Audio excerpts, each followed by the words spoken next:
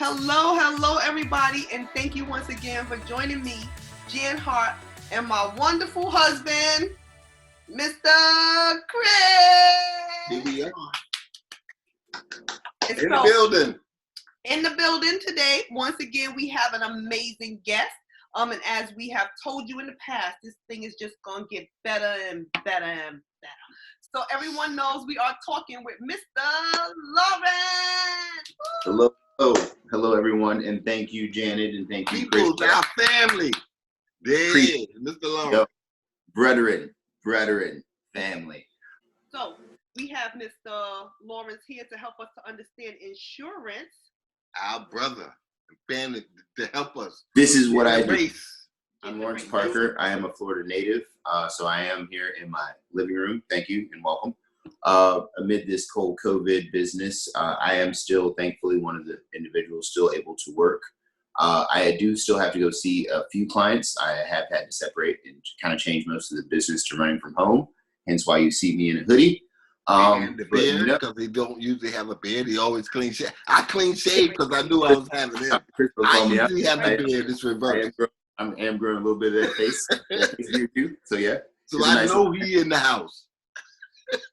You are right. But no, Janet reached out to me and she said she wanted to chat. And the reason we're going to kind of focus on insurance today, because one of the mutual things that I really see, like kind of across the board with my clients, they're concerned. This is a time of concern and they're not really sure about what's happening.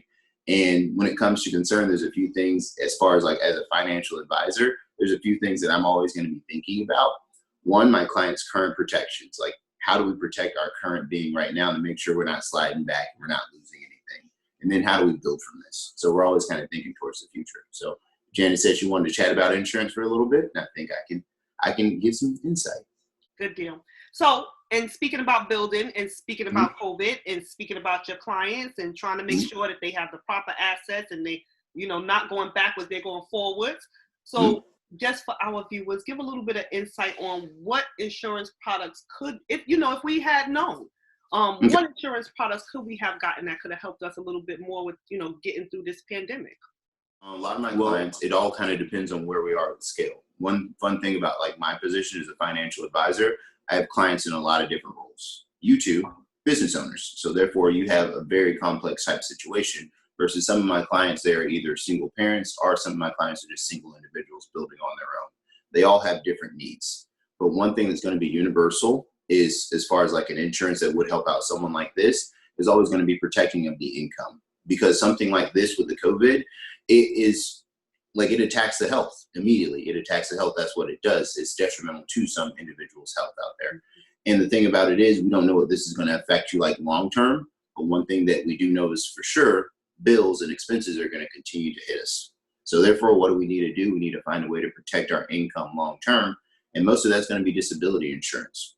Now, a lot of individuals did happen to get laid off due to their like typical employers. But that's why you always want to sit down with someone like myself and try to ensure that those benefits are provided for you on the outside, that you own them. So therefore, they're not necessarily tied to a 9-to-5. So situations like this don't necessarily break the bank.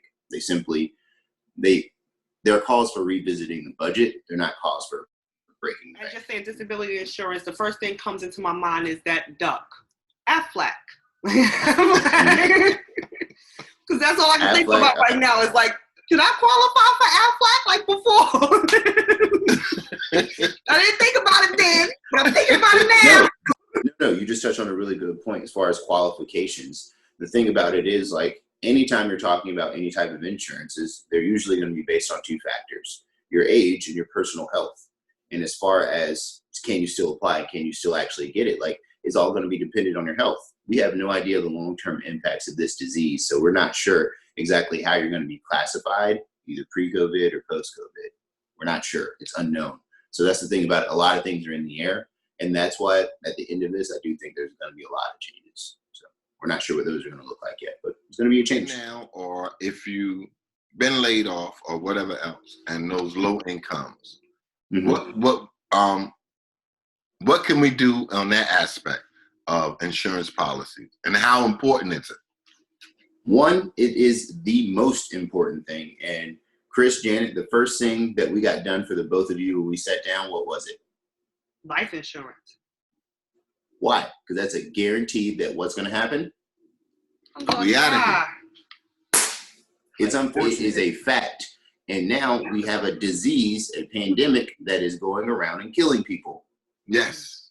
It has yet to severely impact this area yet, but we don't know what that's going to look like. But one guarantee is there's probably going to be a loss of life. Why is that going to be a loss or a stoppage on what it is that people have planned for their families and for themselves? Me personally, like when I found out this pandemic was coming, one, I can't stop it. I'm not in the medical field. I cannot do any research. What did I do? I personally doubled my personal life insurance. Mm. One of my philosophies around financial planning is that we have to have protections around the life. And I can guarantee you that everyone's going to pass. And now we have something that's coming around and like ending lives a lot sooner than they were planning on ending. But why does that have to be a loss? Just because we lost a life does not mean we have to change the plan. Maybe the plan gets modified, but it doesn't stop. And the only way you make long-term plans continue is usually with capital. Capital usually comes from life insurance. Mm-hmm. That's how, exactly. That's typically wealth is built. And I remember the first thing that you told me when I met you, and which let me know how real you was. You was like, well, why we have to have these cups in the window of these corner stores to pay for life, to pay for funerals? I don't do it. I don't do exactly. it. That's he was like, we got cups. Why are we doing this? GoFundMe's, T-shirts, barbecue. Like that. Like, why are we doing that? Why is that still a thing? Thank you. Like, exactly. People can get it for very low. Like, what's the lowest policy for life insurance? Because like a $10,000 policy did my grandmother very nicely. And if it was my kids, my whole thing is, it's like, don't spend up the life insurance policy doing no big burial thing for me. Mm-hmm. I don't need to, have this big old, like, it's almost like buying name brand.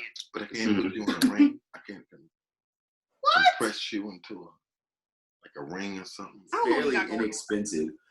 Me personally, if I had a young client, I'm going to say mid-20s, healthy, no kind of health concerns or anything like that, that client could probably be insured for, I'm going to give a number of about $100,000 because I like to shoot a little bit higher than 10. So I would do about $100,000. I would estimate that at less than $15 a month. It's very inexpensive. 50 or 15? 15, 1-5. And like 1 and a 5. See that? And they use 1 and a 5 for all types of nonsense all day. They spend $15 at the corner store. $10,000 was very helpful as far as like after your grandmother passed. But like the thing about it is like when you're doing future planning, we want to think bigger than that. So therefore, like, yes, $10,000 is nice. I'd rather see 10 times that. Mm-hmm. Simply because that might be a piece of property that we can hang on to the family for. That might be something that we can rent out for the future. That's how we build capital. That's how we build legacy. And that's how we build wealth. Can you tell us a little bit about your philanthropy work and, Oh, yeah. How is this, because I feel like people who do philanthropy work and people who are in social work and any other any other real, like, New York recognized essential workers, where they're like shutting things down, like those essential workers. Mm-hmm. Like, I feel as though we view this situation a little bit differently. We are thinking about the fact that there's on the coronavirus. Have we shut some how things are going now? There's no you asking about his philanthropy or coronavirus? I'm asking about your philanthropy because I know that I will. Mr. Lawrence. No. It has been affected by the coronavirus, so that's fair. I think I got this. I can wrap it in. You give me details, I can wrap it together. As far as my philanthropy work and as far as what Chris had touched on earlier, as far as like trying to show up everywhere, I learned that from the best. His name's Harold Parker Sr. He's my dad, and he's still out there doing it to this day. And my dad taught me how to show up everywhere, and that's why I do my best. I do miss out on some things, but man's got to sleep. But as far as my philanthropy work, what it is that I do, I got involved with #LunchBag starting in 2015. And what that is, it's a group that goes out and just goes to go feed the homeless or the less impoverished of our community. Now, how this has been impacted in regards to COVID, we couldn't go out and go do this anymore simply because like they wanted to make sure we follow the social distancing rules. And one of the first and most important things about #LunchBag is literally about connecting you to the people around you. So therefore, we immediately break the 6-foot rule because we're going out and we're trying to feed the homeless every month. And I and my partner, Elizabeth Mack, we've been doing this every month since May of last year. Yeah, during the COVID virus, we had to stop. So that's unfortunate, but we look forward to getting back out there because those individuals are still there and they still need our help. Like, and now more so than ever, because like individuals aren't going out there and reaching out. Individuals aren't out like giving out food and things like that because like it's really been shut down. It's been like drastically shut down. So it is concerning. You know, so when you think about philanthropy efforts like, you know, #lunchbag, and you think about other agencies that normally would, you know, feed people, and now we are in a place where, I mean, like before that was the thing about St. Pete, like you knew you could get some food somewhere. Anywhere in St. Pete. Yes, and now it's like it's the best place to be for food. Exactly. You get it every day of the week, all through St. Pete. Now it's just like all of us are just like trying to find the food to help this and that organization, and our whole thing is that just everybody just try to do what you can, even if it's a little bit. Yeah, every little bit helps. All of us doing a little bit comes out to be wonderful. Yeah, it does. I know that Mr. Atwater, he was out there today. He was giving out food. Oh yeah, I did see that on Facebook. Yeah, no, I did see that. So you know, if there's someone who wants to contribute to that effort, he's on 9th Street and 22nd Avenue South, Atwater's soul food restaurant. So, you know, go on over and drop off some food and help him with that effort. At some point we have to go down and like, you know, say hey, because I know that it gets a little bit, you know, tiring because he has to basically be in there with just like him and like one other person. You can't really have, you know, any contact. Full staff, yeah. Yeah, like, you know, and you drop off your they go by food talking and chatting. or what you can do for that situation, right? You know, with this thing about this new, well, everyone is talking about they want to get back to normalcy, right? True.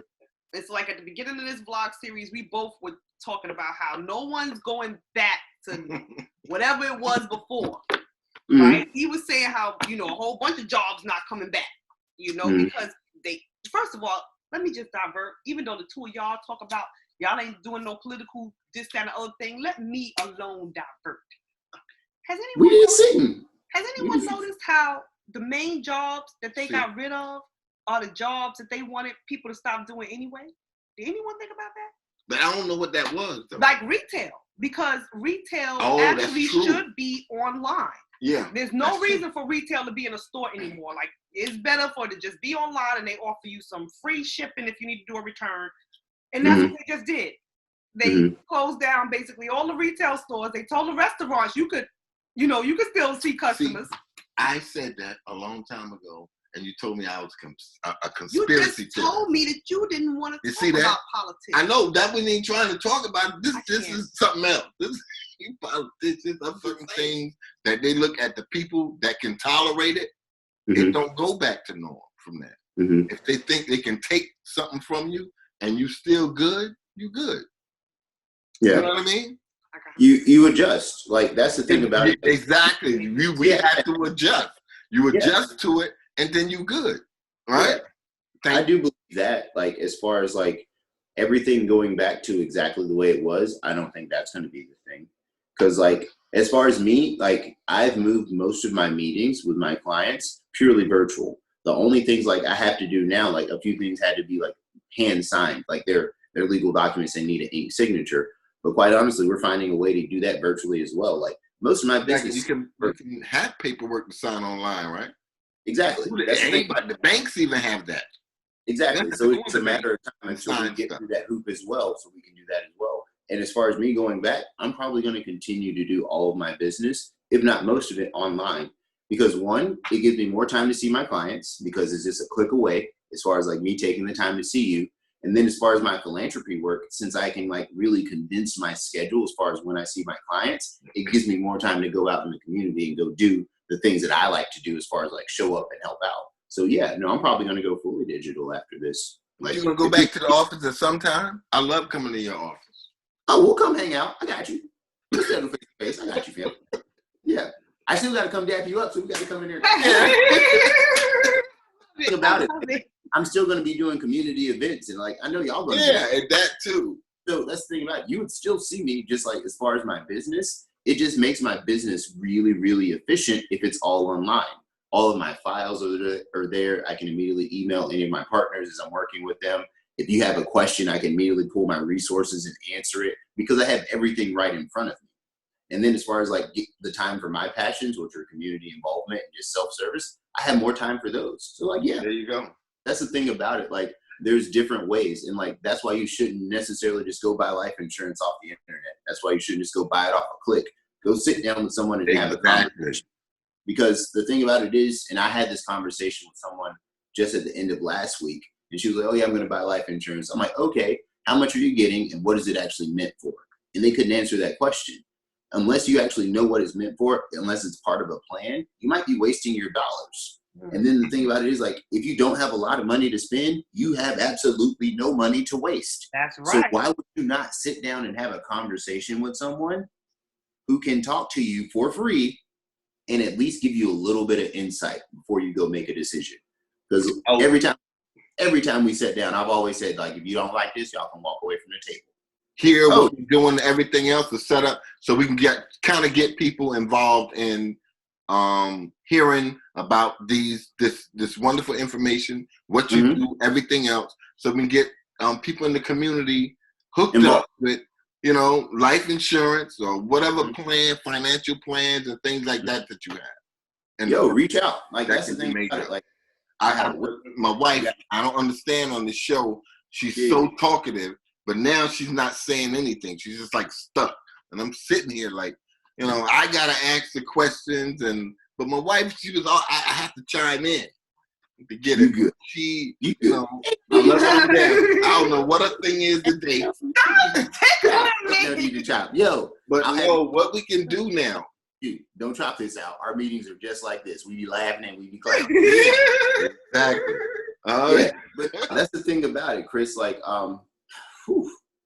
as far as how we could get this word out and start helping people, like that's going to be a new normal for me because I actually had a pastor reach out to me recently. He said he wanted to start doing financial literacy for his congregation.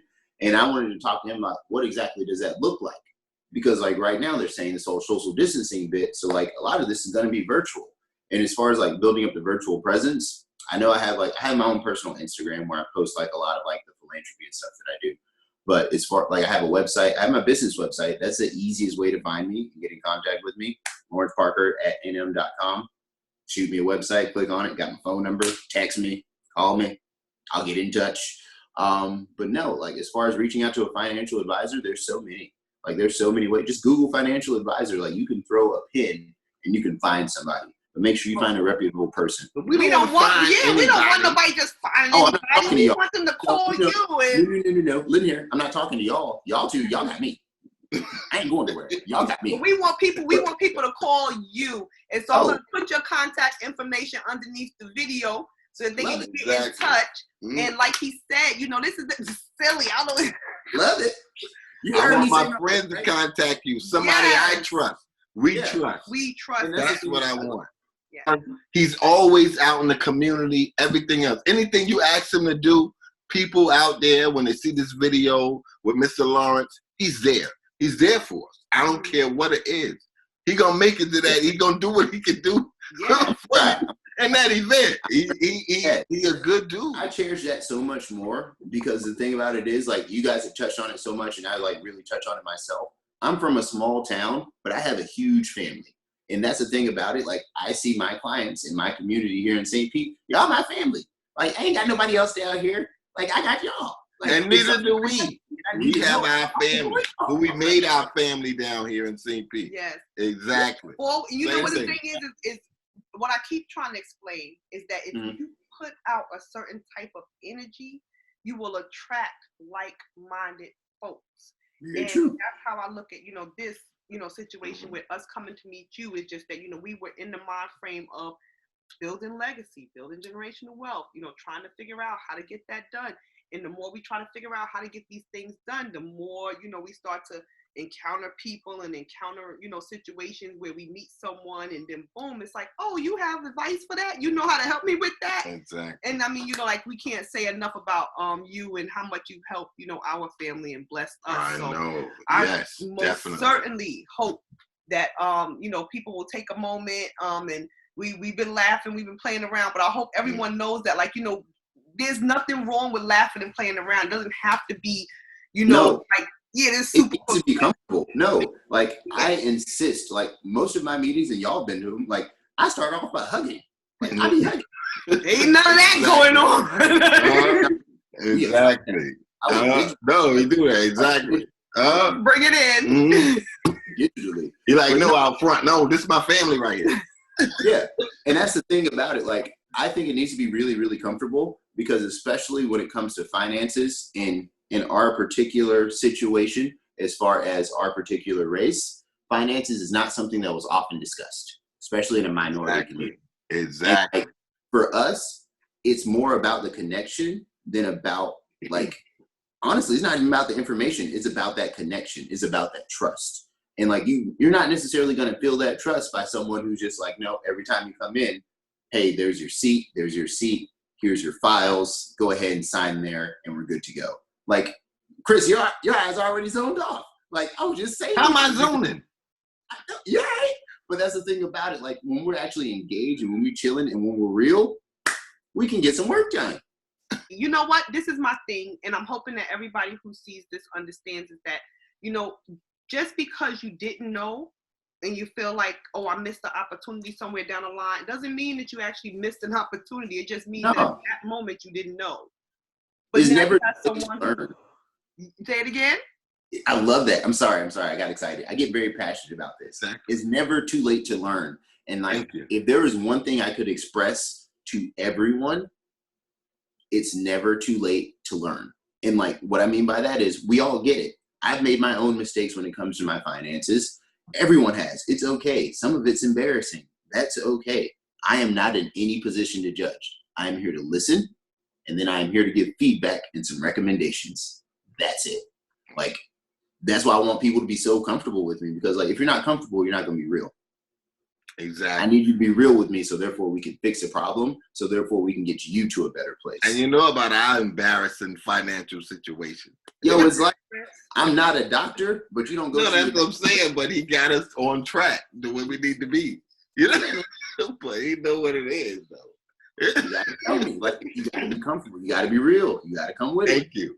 Exactly. Definitely have to be real. Before we go, these things, see, gotta be concise is what I keep being told, but I talk too much.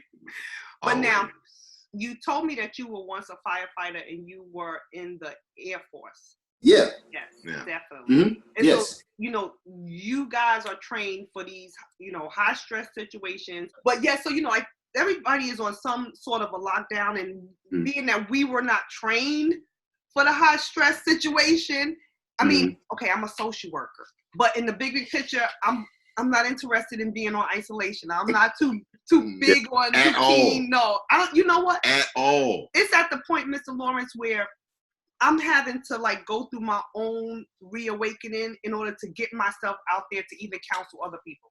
Because right now I don't want to counsel anybody about them being in the house, because I'm in the house and I'm not happy either. You know what I mean? But and on top of it, like, you know, when we first started this conversation, I'm an essential worker. So it's like, you know, both of us are constantly still helping people who find them. Now we've scaled back, like we're only helping people who are homeless with severe mental health.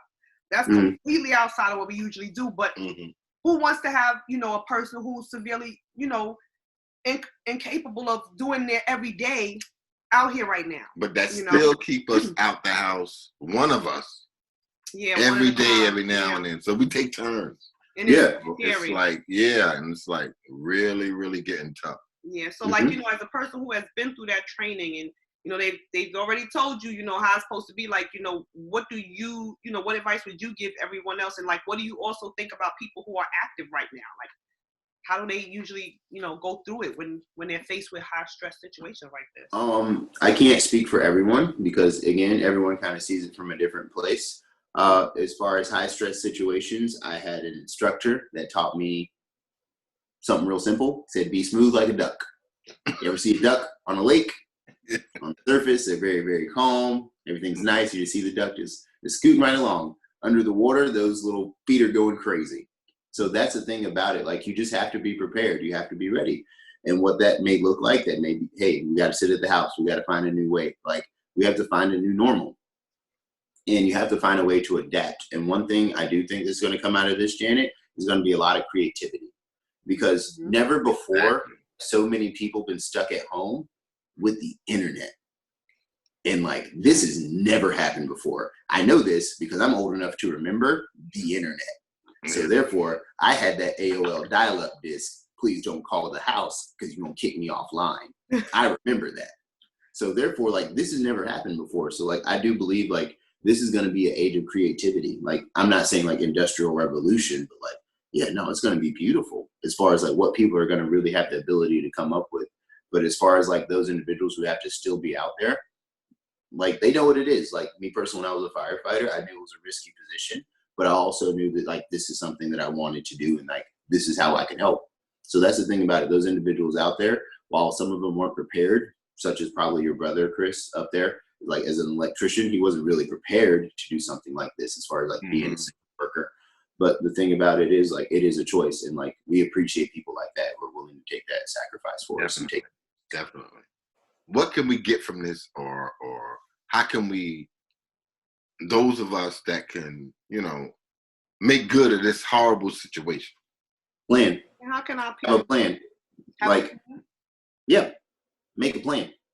Like, one thing about this has showed so many people, either those essential or deemed non-essential workers, this has showed everyone that like your income and your finances are not secure. Exactly. Some people's were, some people weren't, but a lot of individuals did not have a plan for this. And my thing is like, it's kind of like for a lot of us, it's like a reset button. It is. How do we take advantage of that? And If you can answer that on the insurance. question. And you know what? We are going to, yes, please do, but we are going to, I just want people to know, like, we are definitely going to bring you more content about insurance, investments, because now I just want to jump in on that one. It's so important. Yes, it's like so many different things. Like, to me, it's like you need to do more than one thing. You have to. No. Like, that's the thing. And like, I want to be really, really clear about this. I've preached on life insurance, and I've mentioned that a lot. Most of that is because I truly believe this is a disease that is affecting people's health, and that a lot of people may end up passing. Now, the only way to make money off of someone passing, not to be critical, not to be rude, and not to be just very coarse, life insurance. Get a check when they die. I'm not happy about it, but like, it's a fact. And like, but the thing about it is like, that's not where your financial plan actually stops. That's where it starts. You build from that. Once we know we're no longer concerned about what happens once you die, then we want to be no longer concerned about what happens if you get ill or if you happen to get injured. So therefore, we're no longer worried about where your income comes in. Then we push that to the side. And then after that, that's when we have the super fun investment talk. Like, that's what I enjoy. Like, because that's a future planning. All this life insurance stuff is like literally talking about the past. It's like, yo, we need to protect everything that you have done so far so we can kind of protect the future. Cool. But now let's build on it. Like, let's build the world. And like, that's what I'm passionate about. Yes, I would love for you to do a little seminar on that, because it's just so simple for us to get started. And I think that once people get started, then they're like, oh, you know, this is not so bad. You know, now I can have a conversation and so on. There's nothing scary to talk about. Like, it's a part of life. And like, I understand, like, even though I'm very logical minded, so I think very differently from a lot of individuals, I still care. Like, I had this conversation with my mom and dad about this. And like, you know what happened with and I can share this, is my mom. You know what happened with this when this COVID business started? And my mom's a school teacher. So like, when the schools got shut down, she called me and she was like, hey, Lawrence, do you have a copy of me and your dad's will? And I'm like, nope, we sat down, we talked about it, but you never signed it and never got it done. Because they're my parents. Like, yo, I get it. They don't. And like, she was like, okay, go ahead and send those back over to me. We're going to get those done. And they got them done. And like, there was no prompting from me. That was my mom reaching out to me. So like, I understand that it's a scary topic. Therefore, like, yeah, if something happens, I can react to it, but there's a plan put in place. It's okay if I don't know the plan. I'm all right with that. They're my parents, and I don't really want to know that, because that's not what I'm here for. Exactly. But in time, cool, I'll read their instructions and I'll follow the instructions. But you better write something down. If not, And my decisions Something there. will not be the same as yours. Right. So yeah, no, like it's super important that people get that stuff done. Oh, but thank you so much once again for tuning in with Chris and Jen and our very awesome, wonderful special guest, Yay. Mr. Lawrence Parker. Woo! Thank you for having me. Yes, it's been an awesome time, and I look forward to having you on again in the future. Let me know. It's wonderful people all the time. Mr. Lawrence, it's great having you and seeing you again. Now, even though we're seeing through video and everything else, which is awesome. We're giving a Which I hug. know this gonna. I don't know what that is. A virtual hug. You know what Either a virtual. hug. a virtual hug. All All right, right. a virtual fist pump. There we go. Yeah. Virtual. See, that was And we just got as good. that. It was Yeah, just as this good. is good. There we are. There we go. The new norm. Good. Yeah, the new norm. What- Exactly. The new Once norm. again, everyone, we hope you have fun. We hope you learn something.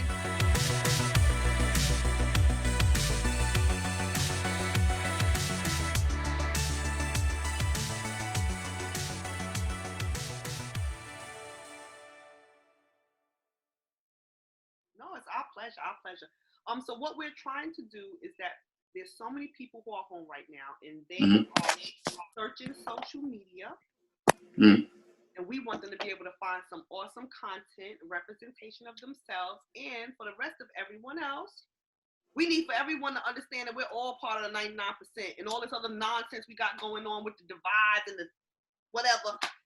The politicians are getting a big laugh at us because while we doing all that nonsense, they running away with all the real dividends. Okay, fair. Yeah, no. Like, if anything, I'm figuring this conversation will go a lot like our one. Of hearing, I messed that up. Mr. Lawrence. No, because my voice, I'm look at he just did playing. that. Why you leaving? No, he All I gotta do is left. edit it. I just edited any parties lately. No, I ain't been to a party. I was trying to catch you. I was trying to Yeah, catch you. A party of one. Like, my weekends are very exciting. I start in my bedroom and then I move over to the living room, go outside, get a little bit of fresh air while I'm 6 feet away from everybody. Then I go back in. I can't. Exactly.